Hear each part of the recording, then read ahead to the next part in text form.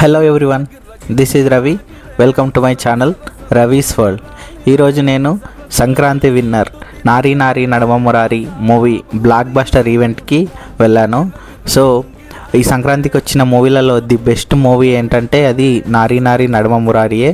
And ఇది hitech సిటీలో ఉన్న 5 స్టార్ హోటల్ అయిన ట్రైడెంట్ హోటల్లో ఈ ఈవెంట్ అనేది కండక్ట్ చేశారు.